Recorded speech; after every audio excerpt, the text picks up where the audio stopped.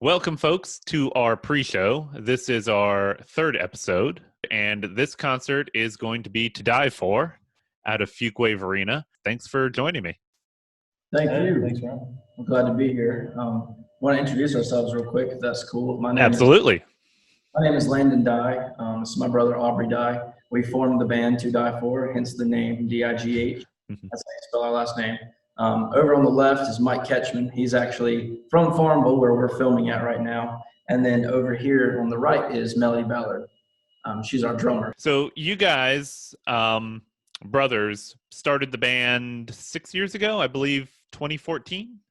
Yeah, it was about that. We were mostly playing duo shows just to kind of get our name out there and get things rolling. But then we hooked up with these two and, went from there. It's been going strong ever since. Okay. So how does that, tell me a little bit about that dynamic. You go from two guys with guitars, the Tenacious D model, and then you go on and add bass and drums and become a more full band. How does that change your songwriting, the way you perform? Well, the cool thing about it is me and Aubrey, and I'll let Aubrey speak a little bit on it, but we have different writing styles. And when I tend to write, somehow it comes naturally to write for a full band.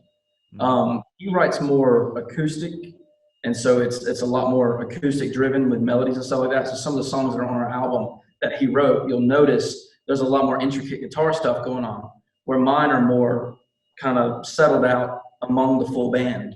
Yeah, the full band, it's always good because a lot of times you have a song that's already written and you've done it acoustically, but once you get more instruments into it, especially, it happens a lot, and it kind of gets frustrating when you're recording, only because you kind of have a plan, but like things start unfolding, you have these other instruments and you hear all these different things that you want to add to it. They're just always evolving, and so even though it seems like you can kind of, like, as a musician, kind of perfectionist type person, like you can never really be completely satisfied with the song that you've written, because you always feel like there's still some more that could make it better. But having the other instruments and all that really can add to it and help really open up what you can really make the song. When we stand off to the side and watch them do things acoustically, you can take the same song and it's the same song. It's almost like two different entities, though, when they're doing acoustically. I mean, it's a superior product standalone acoustically, but when you add the texture and the timbre of the bass voicing, and then the articulation of the drums and stuff like that, it makes it almost like a different song. I got a question that I was thinking about for Melody. When it comes to drums, different genres, obviously have different types of drumming. Like if I said, if you said a punk song, there's a style of drumming that goes along with that. Heavy metal, you have your double basses and all that stuff. What would you describe the drumming style you're usually using when you guys are playing on stage? Is it more complicated? Is it softer? So as far as like most of the country songs that we do, in addition to any of our songs that have like country influence, I would say that country has, as like a lot of genres do, sort of a formula, right? Of like, you have the verses, you have the build-up, you have the bridge here and there. So a lot of them end up being sort of similar, with the kind of flow of the song, of when it builds up and when it slows down. But I would say that there is still a lot of diversity even within that, because you'll play, even within one artist, right? So we cover two Luke Combs songs, right? We got Beautiful Crazy over here, and then we've got When It Rains It Pours. Okay. So those are two super different songs by him, all within the same genre, and even within the same artist, but on drums, they're played completely differently. One of them is more of a ballad, and so as far as like genres go and breaking up stuff into country, rock, pop, blah blah blah, it would actually probably be more helpful to describe our playing by what type of song it is. Meaning, like, is it a ballad? Is it like a song people would want to dance to? And that's kind of how the drums end up breaking down. Is more of if it's a slower ballad song. We've got a string of songs that all have what I call like a shuffle. So it's just going to be your, shuffle on the snare with a kick, with an occasional crash kind of thing. It's not like you're using all your toms or your hi-hat really. But we have like a string of songs that do that, but they actually come from multiple genres. So it's kind of interesting to think about. That was going to be my next question for you guys, especially for Melody and for Mike. When it comes to the original songs and it's time for you to come up with your part for the songs that have been written, how collaborative is all that stuff? As far as their originals go and putting ourselves to their originals, Mike and I both came in after the first album was released and recorded. So we took that off of what was done previously in the studio with drums and bass. So we kind of just do the best that we can of what's on the album already. For the newer originals that we're still in the process of putting together, it's really just a collaborative effort. I feel like, one person Mike's given ideas for my stuff. I've given ideas for Landon. Landon's given ideas for Aubrey. So it's not one person plays their instrument.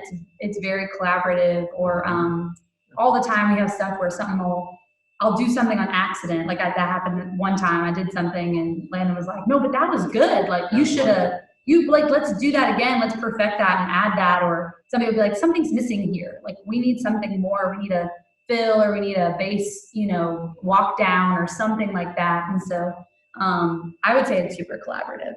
Definitely. You guys have been pretty successful lately. I believe you had a song Indefinitely that's charting right now. Yes. I'll let Aubrey speak a little bit to that. He wrote the song in high school, so. Oh, okay. It's about Melody, who I'm dating now. Have been for 9 years now. But in high school, we dated, and we ended up getting on different pages. Around that time, after we broke up, the song definitely came about it, and I'm talking about how I feel. And there was some. I had a friend as well that I was talking to who had actually had a recent breakup too, and I was kind of getting ideas from him. Indefinitely it's got some general stuff. It's got my friend's experience as well as mine, and then the song I talk about how I won't go back. You're no good for me, but it's we always tell it's a cool story how despite that whole song and everything I said, we're together now. She's playing drums in our band. We've been going for 9 years, so. Yeah, and the weird thing about it is, it's not really weird, but to think about it in this way, being that people love breakup songs. For some strange, wicked reason, people love breakup stories. And so I think that's why a lot of people relate to this song so much. But speaking to what you were saying about success, the song is on the country music charts. It's on New Music Weekly, Indie World, and this past week, we found out that in a radio station in South Carolina, I'm not exactly sure of the town, but it's a radio station that's in South Carolina, and we went #1 on their hot top 10 country songs. And then as far as the indie world charts, or not the indie world, but the independent charts, digital and physical, we're at #5. So we're hoping we're going to get there to that #1 spot, or at least super close to it. I know we're super close now. And as far as the mainstream, which you'll see like names like Tim McGraw, Keith Urban, Morgan Wallen, Luke Combs, we're sitting around number 23, 24. So definitely really cool to see our names right beside some of our icons, our idols from, the older days. And, it's been really cool experience. A bunch of has-beens. You guys will blow right past them. Oh, I know you have that song that, that's obviously great, congratulations. And I believe your previous single, North Carolina, also had some success too. So, I'm glad you guys are connecting with audiences like that. Did you have any idea, you have all these songs that you wrote, do you kind of look at it and go, this is the one that is probably going to connect with people, or was this a bit of a surprise? Well, the good thing about it is North Carolina, being from North Carolina, we were hoping, at least, we kind of figured this song would be a hit. You know, we're nothing huge right now. Hopefully that's where we're working toward. So we know North Carolina won't be a hit in Minnesota or, you know, Texas. But in North Carolina alone, people hear this song, and it's so cool at concerts when we play this song. They go nuts for it. And we usually try to save it toward the finale. The problem with that is some people don't get to hear it if they leave before. So we try to play it maybe twice during the set, get it in the middle, and then get it at the end. But every time we play it, these people come up to us and they love the song. They tell us stories about their North Carolina experiences, and they want to ask where we can get it. So this song definitely brings people to the album, even if they're not from North Carolina or they're here and been here only 5 years. You know. I was going to say, you play it in South Carolina, you probably get chased off the stage. Well, we actually did play in South Carolina, but did we play that song? We changed the words to South Carolina or Carolina, and Change the bridge. I changed the bridge to a few towns in there and stuff. So it was really cool. But we played at the Carolina Country Music Festival in 2016 there in Myrtle Beach, and I played this song there, and that was really cool. I like that, an adaptable song. That's fun. Yeah. Speaking of the festival in Myrtle Beach, and I know you guys also played the Coca-Cola 600 at the Charlotte Motor Speedway. You know, talk a little bit about that range of experiences, and do you have a particular moment on stage, whether it be from a big gig or a small gig? You know, what's your favorite memory from on stage? Well, as far as the Coca-Cola 600, I mean, that was a cool experience. I think one of the biggest things for that with me was I'd never witnessed a NASCAR race in person. And so I'd always heard the noise and how loud it was going to be. And, you know, you don't quite believe how loud it actually is until you hear it. So that was really cool. But as far as the Carolina Country Music Festival, I remember there was a girl that came up to the stage and she asked for my pick. She asked for me to give her my pick. And she wanted it signed and everything. And so I signed it for her and I gave it to her. But I think that was the first time I truly got that sense of fandom or, you know, stardom in some way. Because that's so cool. The pick I was just playing with, she wants it. So that was definitely a memorable experience for me. I was just say when I play, it's not one moment. It's just whenever a drummer comes up and talks to me about stuff, I just really like that because you know, you can talk a little more in depth about what you're doing. People always want to talk about my kit and what sticks you use and stuff like that. So it's a little bit more of like an intimate time of like, oh, you know what I'm dealing with, like, you know what I'm, you know, it's not just like music lovers are great and people who play, but when just musicians in general, but of course drummers, it's always good to talk to. I feel like musicians, when they appreciate you, it means so much more because they know, you know, how to play, what's good and what's not good. When you mess up, they probably know. So if they say that you're good, you're kind of like, okay, I must have done okay.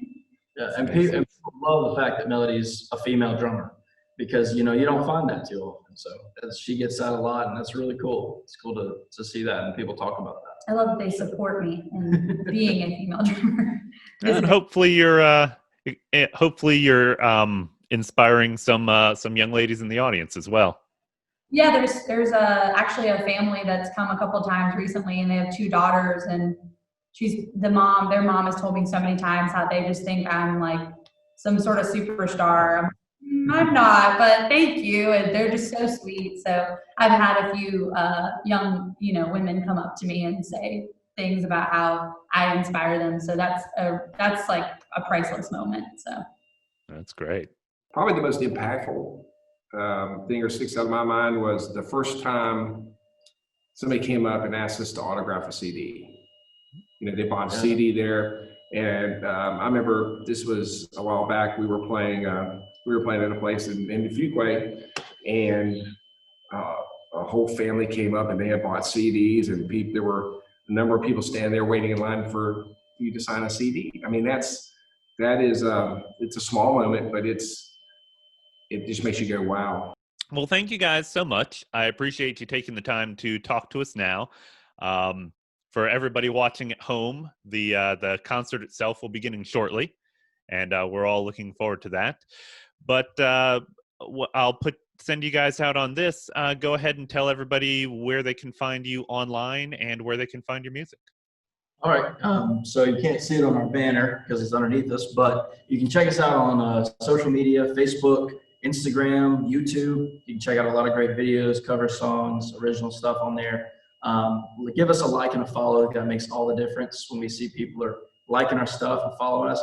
Plus, you'll get updates as to when we're going to release new music or where you can find our music and what you can listen to. As far as the digital distribution, we are on social media. I mean, Spotify, iTunes, Apple Music. You can find our album there. We also have links to it on our Facebook page and our Instagram. So yeah, check us out. We also have a website, just 2Digh4.com. And yeah, I think that's about it. I covered it all. Well, thank you guys, Langdon, Aubrey, Mike, and Melody. I appreciate you taking the time to sit down and talk to us before the show. I'm looking forward to seeing the performance. I'm sure everybody else is, but you guys take care and best of luck in the future. Thank you so much. Thank you. Take care.